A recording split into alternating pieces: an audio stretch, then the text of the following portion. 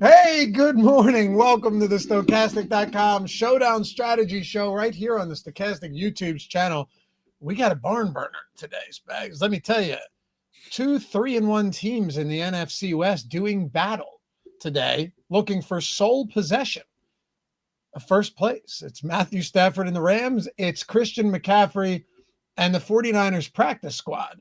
So that was kind of, I have a great intro for my betting video. It's way better than that. Please go watch it. It'll be out in an hour. I was very proud of that. Matter of fact, I was firing one off this morning, and it was precluding me from getting work done down here. So I was like, I have to make time. Like, I have to make use of this time that I am, let's say, idle or immobile. And I'm just sitting there, Spags, running through it in my head. And then I start doing it out loud. And I came up with a pretty good intro. So I'm happy with that. And you know what? Sometimes you make use of time that would otherwise be useless. But what's up, brother?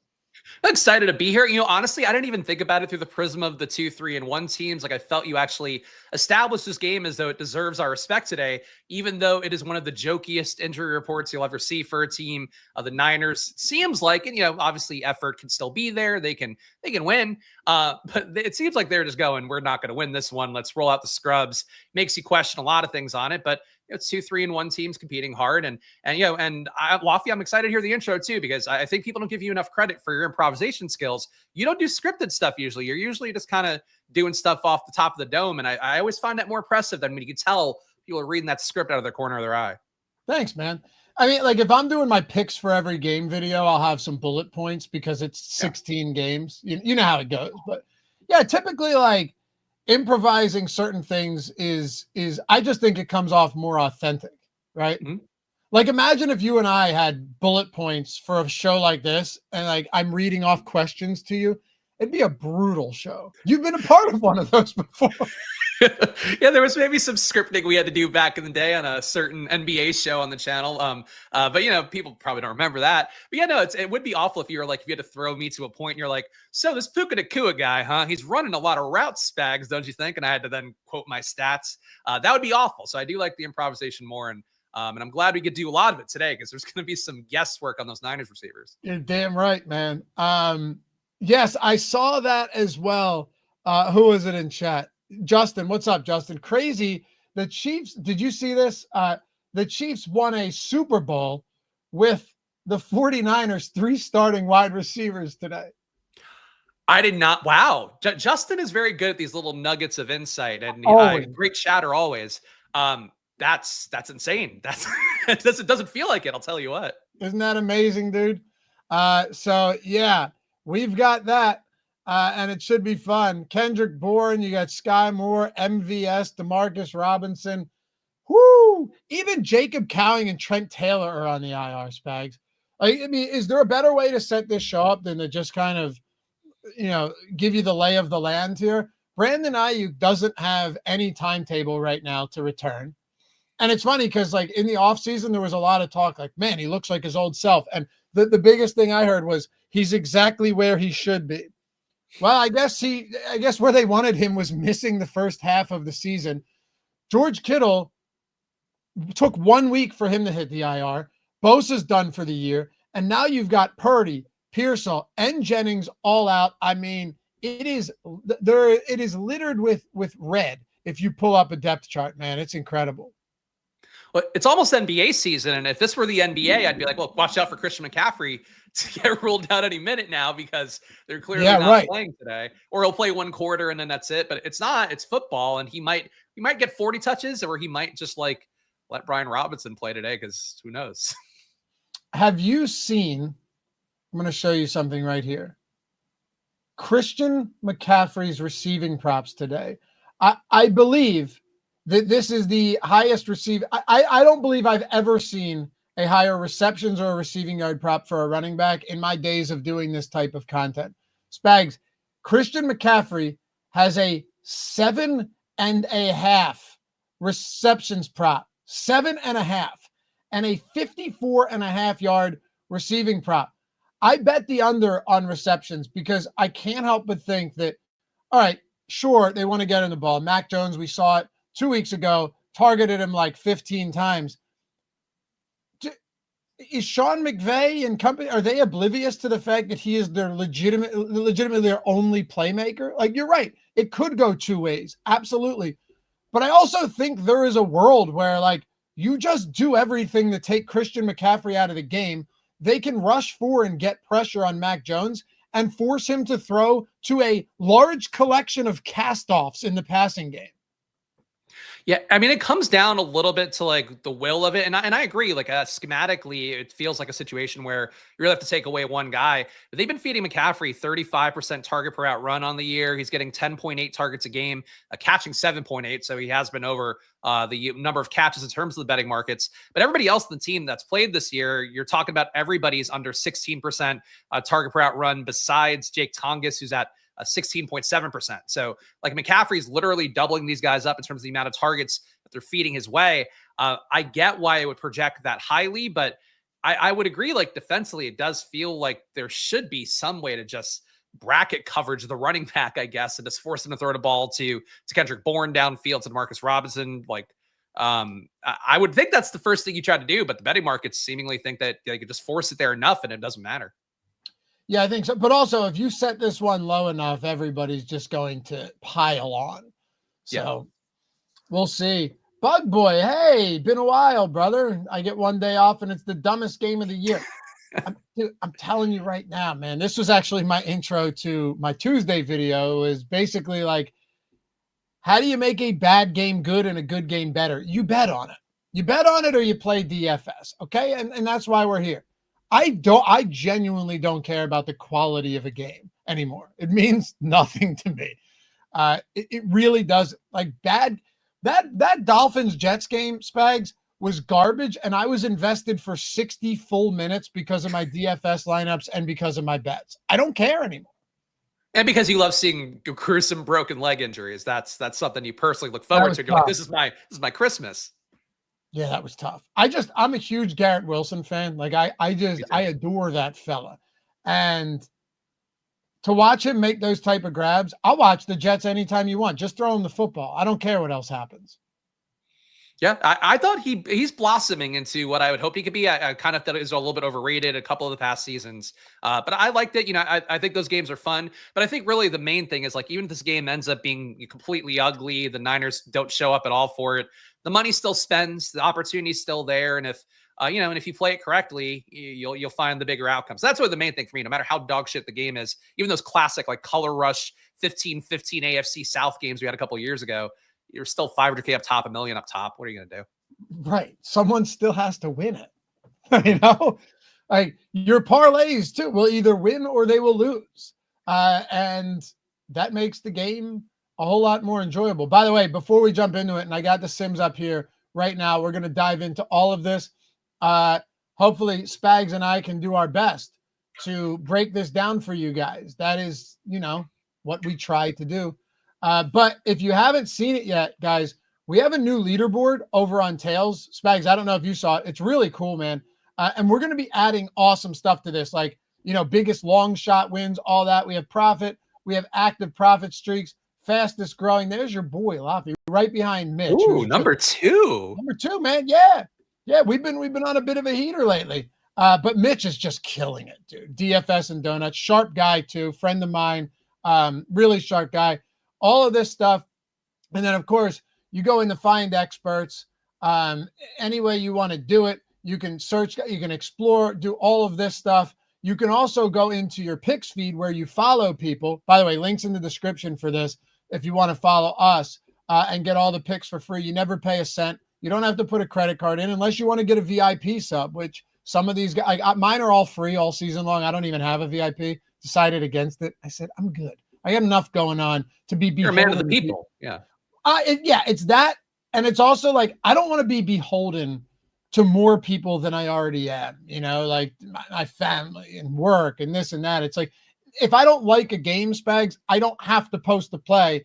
And the problem is, like, I should be able to do that with a VIP package, but people don't see it that way. Yeah, there's an expectation of you. The implication, like if you're it's Always Sunny reference. They're on the boat with you and they're expecting you to give up some picks, and you're like, oh, I'm on a boat. I have to give up picks if you're VIP. But if you're free, you don't have to do that. Exactly. But guys, I got a bunch of bets posted up there. I got a 3-leg 30% boosted parlay over there on Tails. You can find it in my video as well. But come hang out, check the leaderboards out, explore people, find them, follow them. It's really cool, and I'm excited about it. It's only going to keep getting better. So appreciate you guys. All right, let's go, Spags. We've got a fun game. Look, I really think we can make this a fun game and subsequently a fun show as well. Let's actually, we're not going to go position by position. What I'd like to do is just kick it off where you think we should reside in the captain streets today, because Christian McCaffrey, we're getting a lot of it, captain. I am oddly a little bit, this is one of those spots where I may just play the opposite side of this and play the Christian, or not even that. I'm definitely going to have some lineups, though, where I play the Christian McCaffrey gets bottled up narrative, given his price point. You still have Puka. You still have Kyren, who's averaging 20 opportunities, rushing attempts plus targets per game, which is solid, despite Blake Corum getting worked in a bit more. You still do have, it's like Devontae Adams on any given day, and another week removed from a hamstring injury where he didn't really appear worse for wear. I watched him run his routes. He still was cutting on a dime, that guy. You have him, only sub 10% ownership at captain. There are a lot of ways to get interesting if you don't want to go to massive McCaffrey captain ownership, but I haven't gotten your thoughts on this yet. Yeah, I mean, look, I think sim-wise, it seems like it's a very clear-cut Christian McCaffrey, Puka Nacua situation. I got ran 50,000 lineups on my sim, so I don't want to give away the house, but I do love that you could run the 50,000 lineups this year on the showdown slates. Got McCaffrey in 33% of my top 150. Got Puka Nacua at captain at 22% of my top 150. And then Kyren at number 3 at 15. I think that feels right in terms of what the field expectation will be. The biggest ceiling, especially in full point PPR. If you're playing the FanDuel single game, I would get moving away from McCaffrey more. But because, like we talked about, he's getting targeted 35% of the time he's running a route. It's incredibly high for a running back. It would be incredibly high for most receivers as well, running the amount of routes that he has. Sort of hard to fade him, and I would almost be more inclined to like play McCaffrey at captain or fade him in the flex, because I think that way you kind of capture the no outcome for him.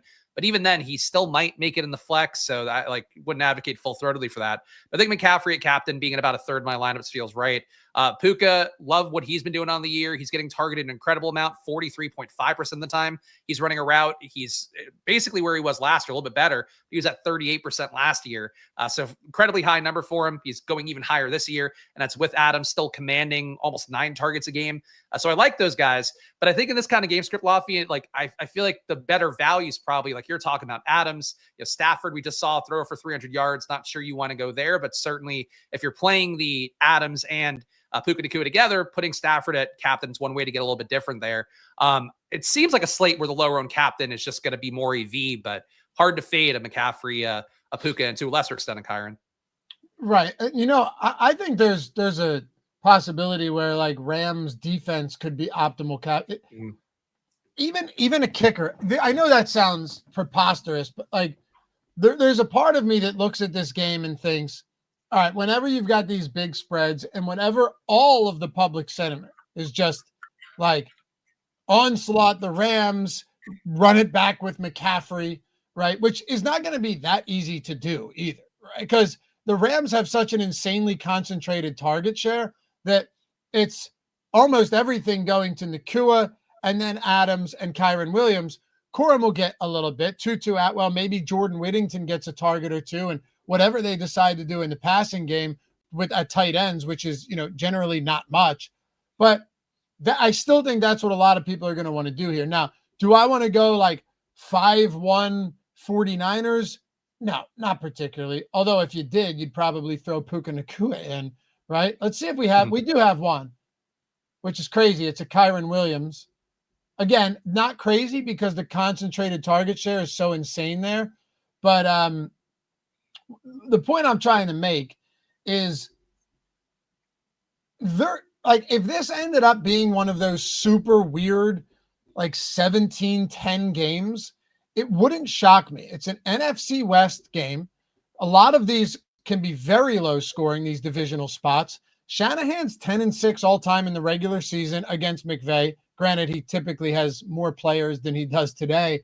But their defense has acquitted themselves well enough to think there is a path to this just being like a weird short week, 3 days rest, sloppy game. Yeah, or a field goal fest kind of game too. Yeah, like people are asking about the defenses in the chat. I agree. Like I think, I would think one outcome that based on the Niners having a 20-point implied total, what we've talked about, and again, really important theme for me this year in DFS is to be mindful of the fact, like a lot of my first takes, my first blush on a game or on a slate is going to be very similar to everybody else out there. I think that's really important part of DFS in 2025 is understanding that your first thoughts could be probably chalky more often than not. I think so many people are going to be playing the Niners through McCaffrey, through the 5-1 Rams onslaught stuff. Like you could also play the Niners pass game and just hope that you find a couple outlier production days from Kendrick Bourne, from Demarcus Robinson. Those guys, I think, are going to be the most meaningfully involved, but the Sims are giving you some Russell Gage. MVS still has a projection on him, even though not the most exciting play in the world. But I think you can also play some Niners stacky stuff too. I think there's a range of outcomes for this game that still fit within the implied points that give you more flexibility than might seem on the slate where everybody's going to go 5-1 Rams ass kicking. And it's no, the Niners D might make it somehow. Maybe that's how they stay competitive is they get special teams or a Stafford, return touchdown. Those things happen more often than people realize on a single game level of variance. Right. All the time. Michael Wynn. I need one of y'all to thank you for the super chat. I need one of y'all to tell me I'm being an idiot for playing 5-1 Ram stacks with both running backs and Jimmy G. I'll happily tell you you're an idiot for that. Why Jimmy G? What, it's going to be so much of a blowout but they don't score touchdowns with Stafford? Quite frankly, I don't understand this one. If you're going Jimmy Garoppolo here, the rest of your build should be chalky. Unless you're just going, I'm not a believer in the backup quarterback build at all. And I know people talk about doing this. It's first, in order to do that, in order for that to work, Spags, the starting quarterback has to get hurt in a timely, sounds horrible. He has to get hurt in a timely fashion. It has to be early. And then the backup, who's a backup for a reason, still has to put up quality numbers. So it's you have to thread the needle not once, but twice. And DraftKings doesn't even price quarterbacks down. So Jimmy Garoppolo's $8,400 on DraftKings. I didn't even realize he was that expensive. He's not even a $6K. That's incredibly bad. I mean, there's $2,000 less than Matthew Stafford. Jimmy Garoppolo is this. Well, hold on. This is right. Yes. Jimmy Garoppolo is 1, 2, 3, 4, 5, 6, the 7th highest priced player on the slate. They're really covering their ass in case Stafford was a surprise injury, I guess. Yeah, right. Too many guys getting hurt. Michael in the chat saying whole fourth quarter of Jimmy G incoming. What do you think he's going to do? Is he going to throw for 300 yards or is he going to fucking hand the ball off? Right. What do you think Jimmy G is doing in the whole fourth quarter in this situation? Brother, you could pay $10,400 for a guy who you project to play 3 quarters or $8,400 for a guy that you project to play 1 quarter, which, as Spags pointed out, would just be handing the ball off. If the game is that far out of control. I appreciate the super chat, man. And now, Michael Wynn, it is a foregone conclusion that Jimmy Garoppolo will somehow break the slate tonight. Well, the thing is, I don't feel bad about us going in on this one because he did ask to tell him he's an idiot. So he's basically asking us to fin-dom him a little bit there. So we gave him the S&M that he was looking for. He came here for a beating about Jimmy Garoppolo. But that's crazy. He's 8,400. Don't play that. By the way, I didn't know he was 84 until I started talking on the fly with you right now. I didn't know that you said it. That's baffling. Yeah. Meanwhile, Mac Jones is $1,000 on FanDuel. Should play him. Yeah, he looks okay. Yeah, it's a pretty good play. It's just insane, man. But yeah, it's like Steven said, and hey, Steven, good to see you, man. He said, where is this? I think you have to account for the Rams being up so much in the fourth that CMC sits and gets nerfed. You know what? Maybe there is. Look, I thought you were wearing a gas mask in that picture for a second until I noticed it was a coffee mug. Remember the old school plague masks? Those creepy. Yeah, the Bane one. Yeah. No, the one with the beak. Oh, yeah. Those are pretty cool. Yeah, I like those. Yeah, they're horrifying. Yeah. Well, if you're going for that look, Yeah, first it's not the worst look, but yeah, I could see that. Again, I think Steven, though, I think you have to take into account all scenarios for a game like this. That's all I'm getting at. I'm not saying you fade McCaffrey, but do I want to have some non-McCaffrey lineups? Will I consider some non-McCaffrey lineups all overall? I think I actually will. I know that sounds insane, but I will. Yeah, that's easy. I mean, whenever you know the field's going to largely flock to a guy, you should always be considering the opposite outcome. And it's hard to fade these guys because of the way projections work and all of that. But then when you get it right, that's when you win all the money. So yeah, that should always be your first thought. Like McCaffrey, best play in the slate. How do I fade him? What does that look like for him to not get there? By the way, Monday night, I was all over RJ Harvey as my pivot. You were on Darren Waller. I wish we had just combined our brains together for that one. I know. Waller with 2 touchdowns was not necessarily the outcome I thought would happen, but I figured I said he won. I did say anytime Waller touchdown, which paid off pretty decently. I threw out the prop on over 9.5 receiving yards too. Yeah. So. Oh yeah, that was easy. You had that in the first play, right? We were still talking after the show, and that it ended. Yeah, it was. Yeah. But maybe we can do the same today. A little brain trust action here. Jenna, Brian Robinson gets San Francisco first touchdown. It's not the craziest thing. I mean, again, anything can happen on a game like this. Caleb Wiggins with the super chat. Thank you, sir. Thank you to your numbers. I turned $10 into 4,700 last weekend on FanDuel. Thank you guys. Awesome, man. Awesome. That's crazy. That's a big ROI. That's a very big ROI. Congratulations, dude. Take a profit on that. I'd recommend before you throw all it back in. Maybe take half that as a profit. Yeah, why not? Take some profit. We had another guy too. I showed this the other day, Spags. You'll appreciate this though. He hit me up and was like, I've been watching Loughy and crew for a while, play low stakes for fun. Got a month of the free Sims core with the sleeper sign up, which is like a $5 or $10 promo. And 2 weeks later, this happened. Was leading the pack for a while. CMC screwed me, but I forgive him. Anyway, look at this. $300 for a micro stakes player. You look, he played 4 entries in the quarter jukebox, Spags, and turned $1 into $300 simply by using our link join where you sign up with any of the sportsbook partners and get a free month of the Sims. Seriously, there is no better way to do it than that right there. No, and honestly, people sometimes feel like weird about sharing a win that feels small compared to some of the $100K and $1 million winners you see from Stokastic. And those are as meaningful. Like some of the wins I got back in the day when I first started in DFS were not, even more than low 4 figures. And they meant so much to me because it's some proof of concept you're doing it right. And if you have any proof of concept that you're doing it right in 2025 with how many Sims people you're competing against, Stokastic, your community here, along with other sites out there, you should be proud. So that's awesome to see. It really is. And just use the link in the description. You guys should know this by now, but it says sign up with our sportsbook or pick'em partners. Get a free month of the Sims. It's usually a $5 or $10 minimum deposit. That's it. Not to mention every single one of them equals another month. So you could free roll the entire season by signing up on 4 of them. We just added Onyx. I bet there's plenty of you guys in chat right now who have taken advantage of this recently. Watching the show have taken advantage of this on Onyx. Spend $10 and get $100 in Onyx cash, which is the equivalent of $100 in cash, and a free month of the Sims core package when you email us at support@stokastic.com. Just follow these 4 simple steps. But all of these down here, I'm sure you're not on all of them. And I bet you're not on Onyx yet because we just added this into the offer. 10 into 100 plus a free month, straight no-brainer way of going about it. So we'll see you over there, guys. All right, so look at our ownership for Flex and Captain on McCaffrey. 41% at Flex, Spags, 37% at Captain. So we do, in fact, have a good amount of non-McCaffrey lineups here, over 20%. Which I like. Again, if you're playing especially 150, but even a 20 max, just to allot some amount that doesn't have McCaffrey in it, because you have to be willing to lose that money, which I think is the tough part for a lot of people. But that's how you should be playing these slates. You want to have a different portfolio that leverages against each other, that diversifies amidst it.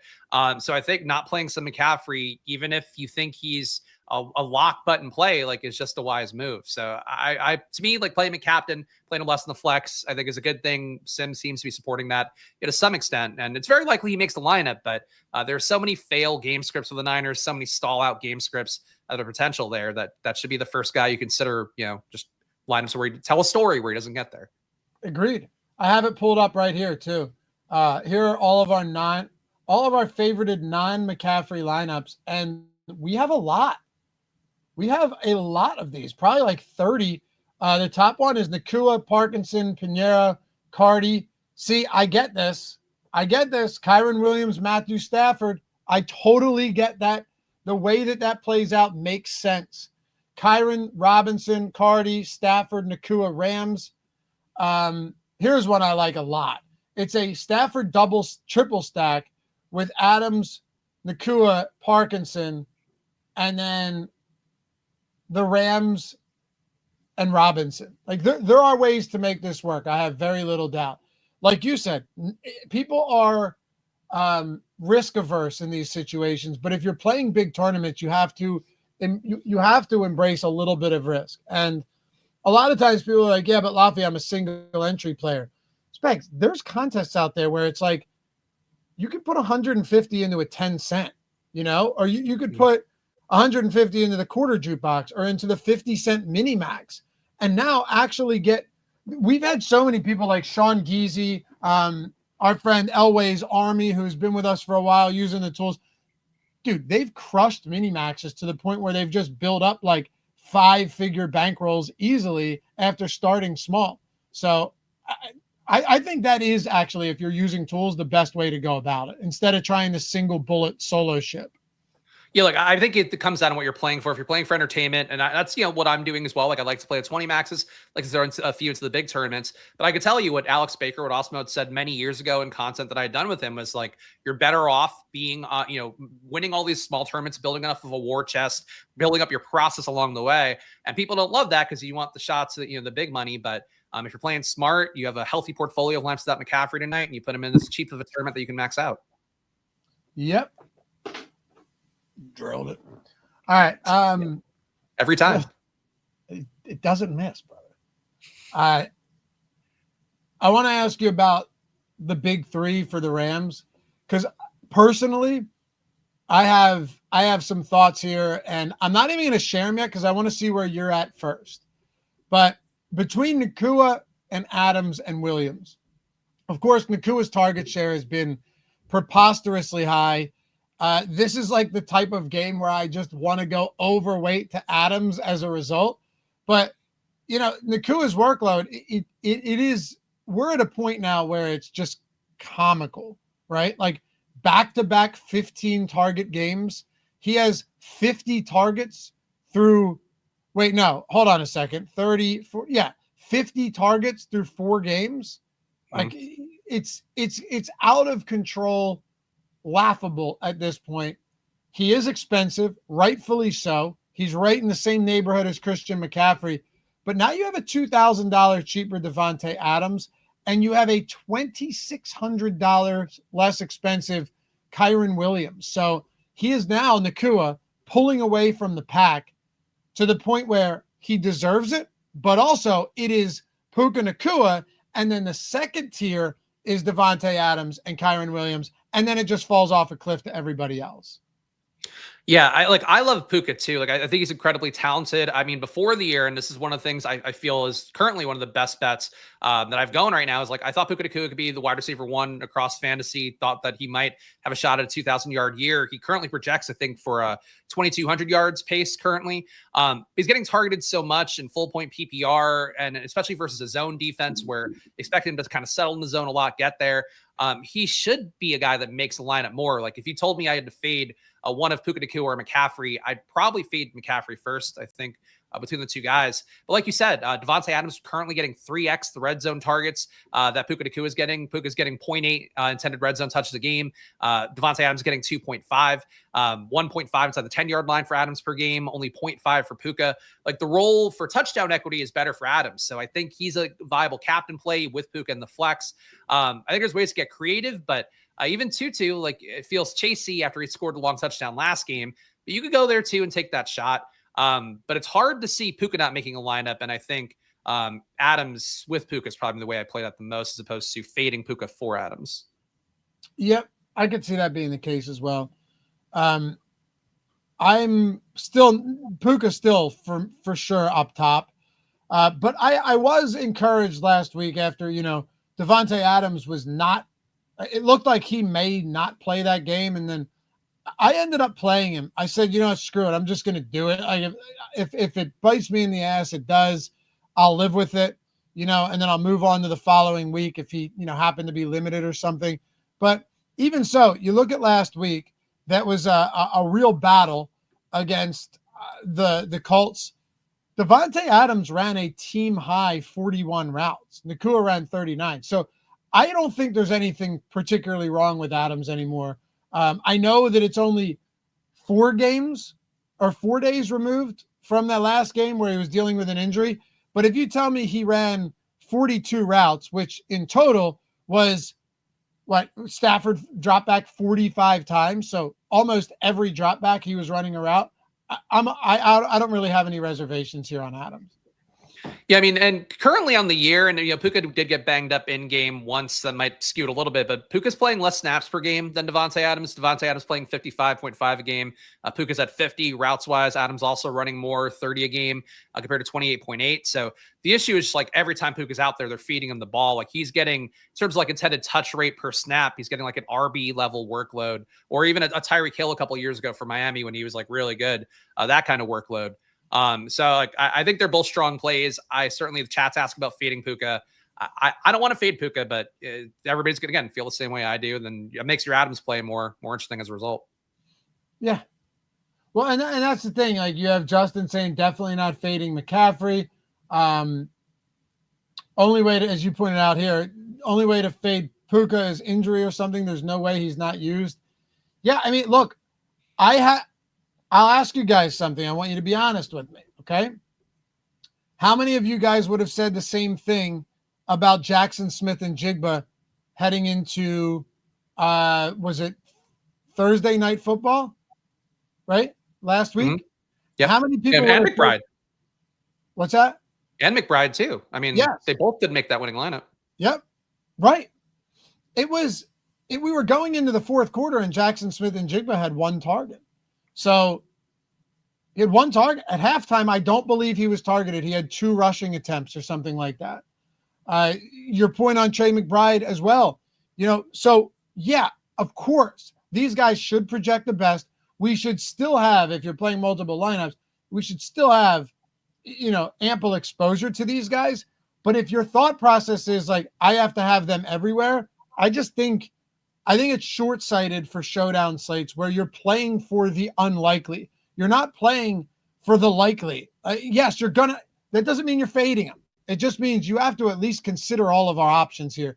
And JSN going into that game was far and away the most popular. The guy was coming off Spags?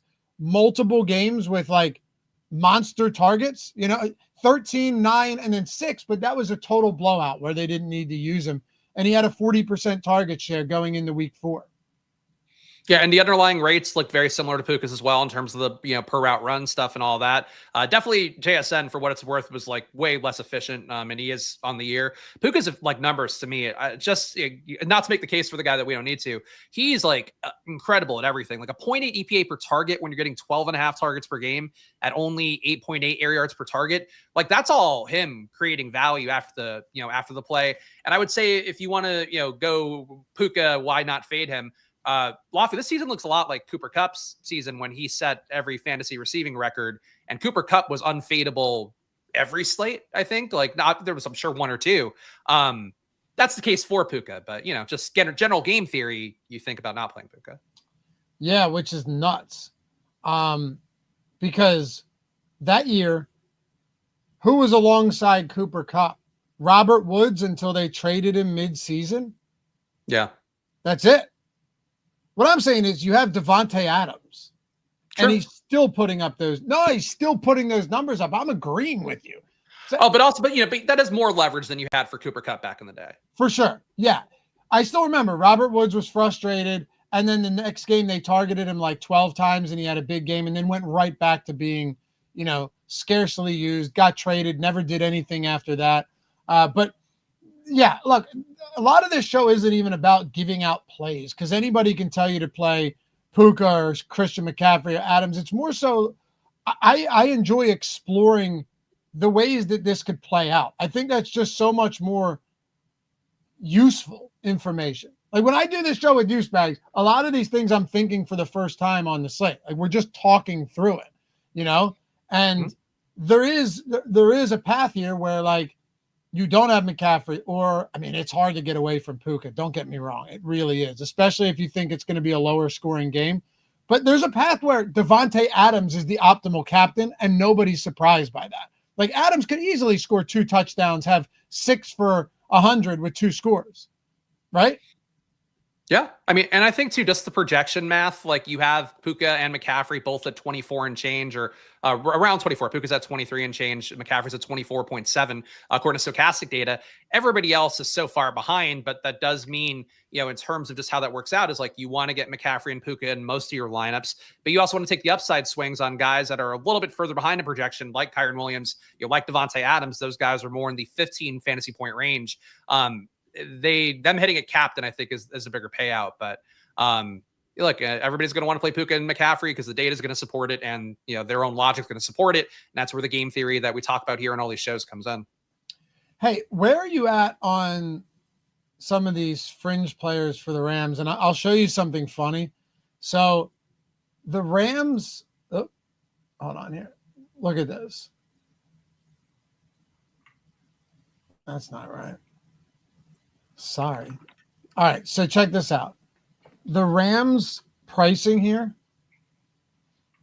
If you go to salary Spags and sort by salary. So you have Nakua up top in a tier of his own, right? Then I'll include Stafford in this next one. Stafford, Adams, and Williams. The next closest priced skill player is $3,200 Tutu Atwell. Blake Corum at $3K. Davis Allen at $2,800. He had a couple ones last year. I'm sorry. Higbee at $2,800. Davis Allen at $1,200. Jordan Whittington is $1,000. Parkinson is $600. That's always fun to have 3 tight ends who are viable on any given slate. Almost a $6,000 gap between Kyren and the next closest skill player. That is insane. Yeah, it's also really hard to imagine those guys outscoring Kyren, or even I would say coming close to him. So it almost has to be like an entirely different build if you're going there. With Higbee out today, or I guess doubtful, I think it's going to be out. I think Allen and Parkinson a little bit more appealing than they would be. But it feels like if you're playing a lot of guys in that range, I don't know what the upside really is. Corum, I think there's upside. He's been really good this year, but the other guys, it's tough to play like 2 or 3 of those guys. I don't know how you would in a lineup. Well, I don't think you need to do that, but you're definitely going to have to make some decisions where you're plugging those guys into lineups, like hands down. Yeah.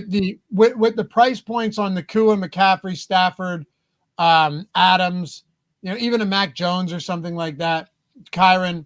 So here's what look, this is your specialty. Give us the data.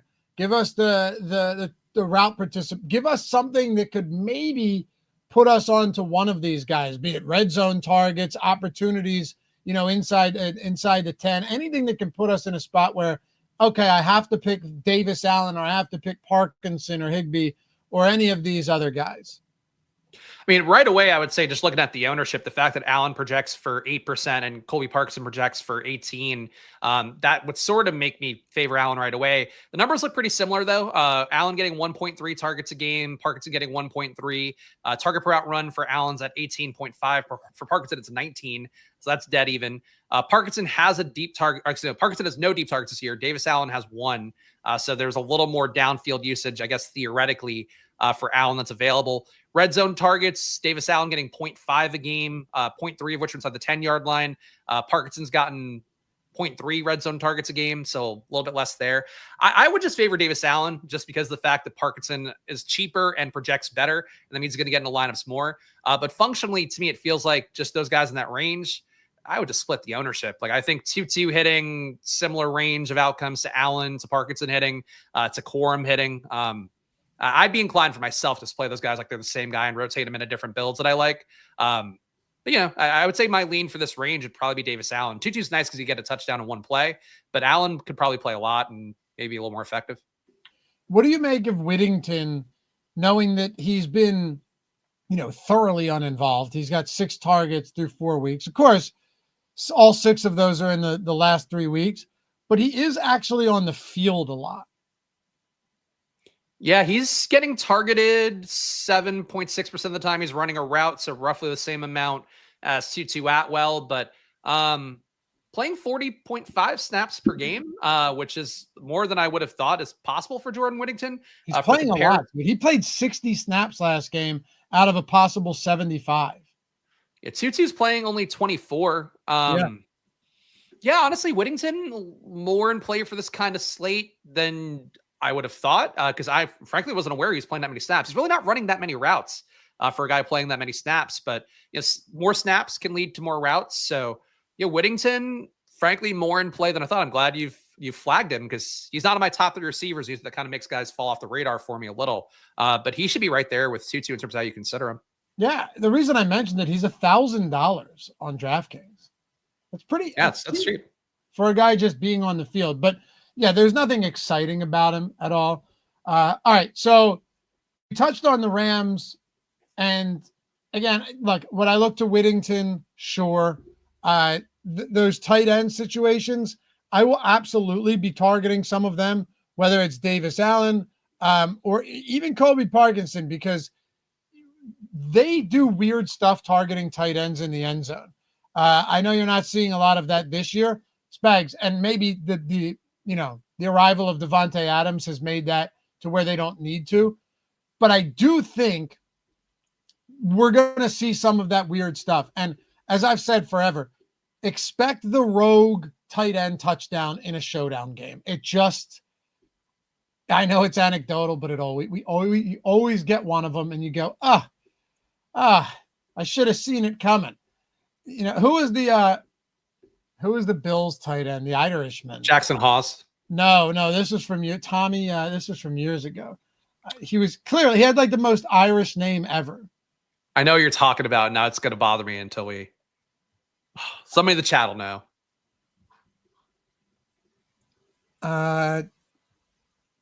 Dude, when you know what I'm talking about, though, right? I know. It's like the guy who was not Quentin Morris, who was the black guy, but there was white Quentin Morris, who was the guy you're talking about, where it's like the tight end they play occasionally, who doesn't do a whole lot of others. Who's now this year Jackson Haas.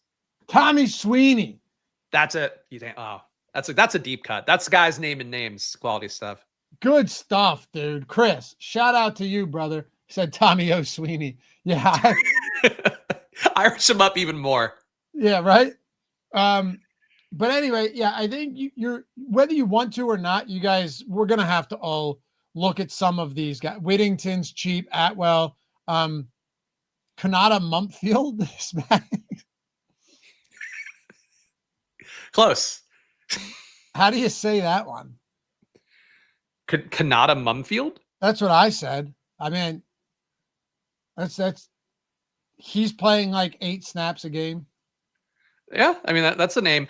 Look, the way that I would shoot for the Rams stuff is just a name. If you're not playing Devontae Adams, think more about the tight ends, think more about Tutu, think more about Whittington. I kind of view Puka as on a different plane of existence where, like, if I'm not playing Puka, I'm definitely going to play Adams, assuming I want to play the Rams passing attack. But I think if Adams fails, like you're talking about, that means he probably didn't get the touchdown. That means it likely flowed to one of the tight ends or Tutu or Whittington. I think I would view it as more of like a decision tree thing. I don't play Adams. I want to get these guys more. I don't get Puka. Then I want to play Adams and maybe 1 or 2 of those guys. Right.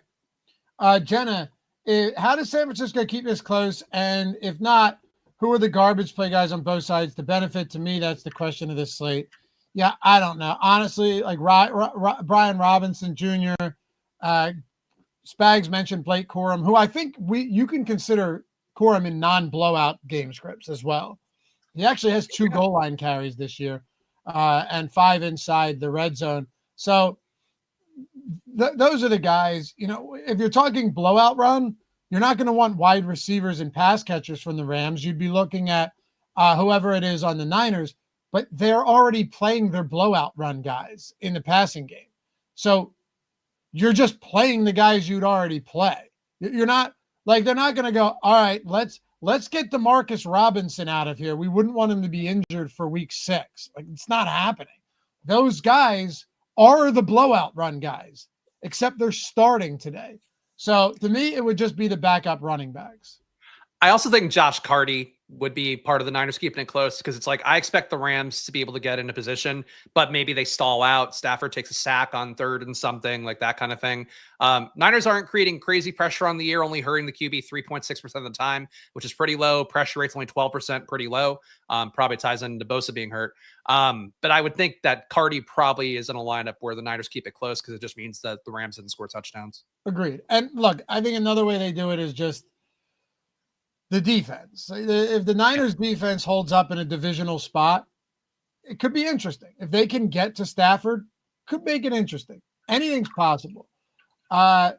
Steven, thank you for the super chat. Does San Francisco have a shutdown corner? No.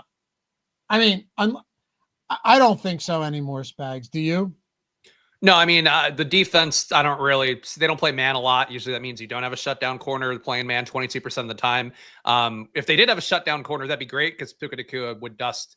I think he would dust any shutdown corner in football right now. Like Puka, I don't think people grasp like how well Puka's playing right now. Like it's been a month, maybe it crashes, but like he is playing unlike data for any receiver I've seen. Like I've been looking at this data for about 7 years in some capacity since starting with Stokastic. He looks better than any player I've seen for a 4-week stint, and like literally any receiver in football. He's pacing some records here for sure. Like, what is he at right now? He has 503 yards through 4 games. I mean, the underlying rates are just insane too. Like he's getting targeted 56% of the time he runs a route versus man defense. He's got 5 yards per route run on that. Against zone, he's getting targeted 41% of the time, 4.6 yards per route run. Like when you're shredding man, you're shredding zone to that extent. And the offense is just giving you the ball, and the efficiency is crazy high. Like his EPA per target is just, he's been amazing. It almost like he's been so amazing, it has to be a little bit less good, but the volume will still be there. So for full point PPR, you won't even notice really if he does get less efficient. Yeah. I mean, look, if he maintains this pace, he's breaking every receiving record we've ever seen. Yeah, he just won't score as many touchdowns as other guys because the red zone equity is not as high. Right. Sorry. Yardage and receptions. You're right. It wouldn't be because Cooper Kupp won the Triple Crown that year, didn't he?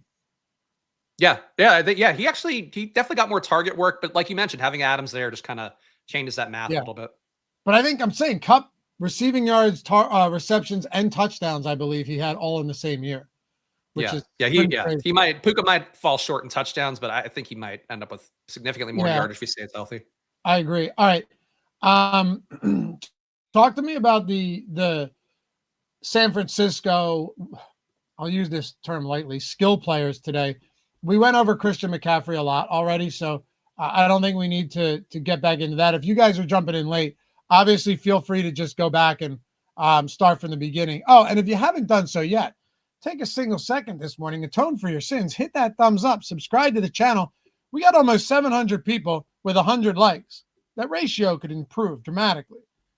And I rely on you guys for that. It helps us out in the algorithm. But you look at I'm going to go to San Francisco here in the Sims.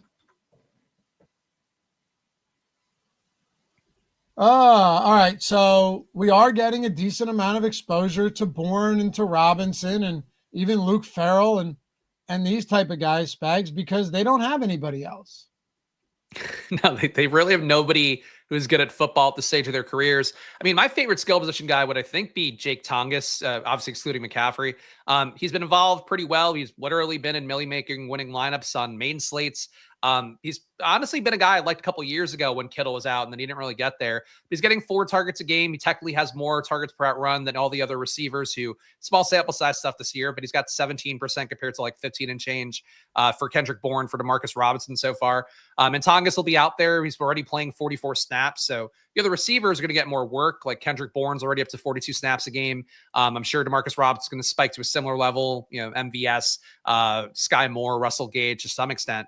But I think Tongas's role is safe. I get why you're getting Farrell in the sim because that's leverage against Tongas. But like Tongas, maybe he's not sneaking up anybody because he has had a few good games and been involved. But I think he's the most obvious target because he's been out there working. Like he's been your lead tight end for enough time because Kittle got hurt so early. Right. And it's funny, he has 2 touchdowns, but I believe both of them are in games with Brock Purdy. I didn't know that. Week 1 and 4, yeah. Yep, both of them are with Purdy. Brian Robinson Jr., I'm not opposed to it. I think $2,400 is actually very viable here.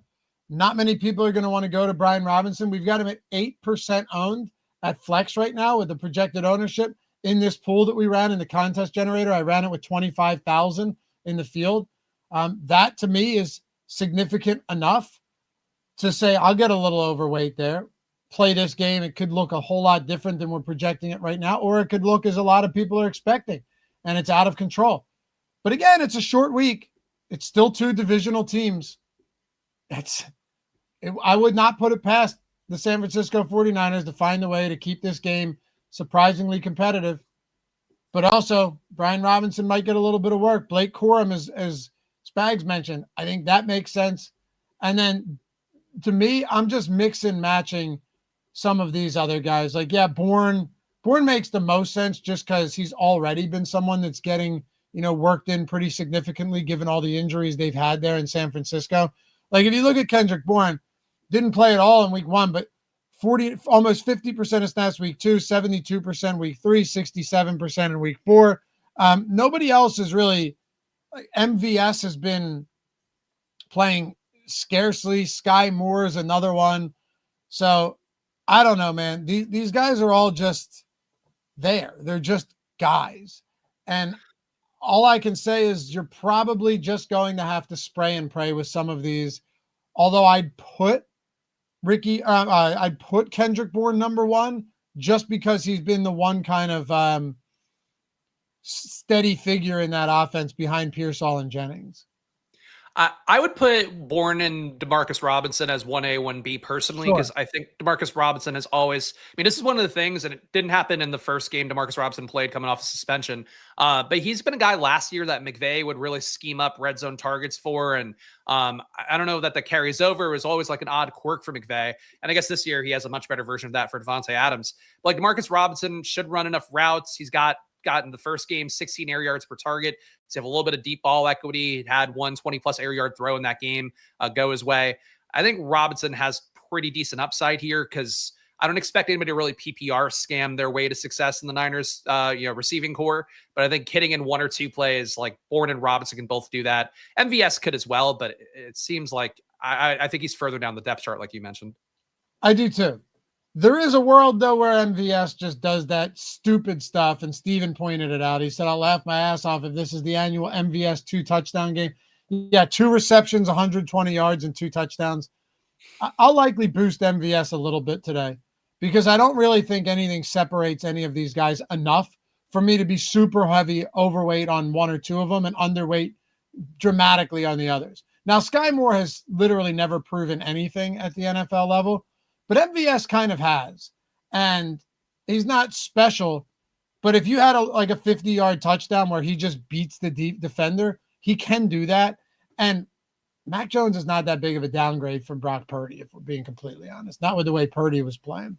So, yeah, there is that. All right, Spags. Oh, look at that. Our buddy EMAC. All of your old pals MLB DFS analysis free on Tails for the rest of the postseason. Go follow EMAC over there. I do. I saw another one too. Here it is. Andy started using Tails a few days ago. Already hit some big parlays thanks to the Stokastic boys. Appreciate it, guys. Sweet. Yeah, man. Link down there. All of it's free. All of my bets, all of the DFS content, everything, totally free.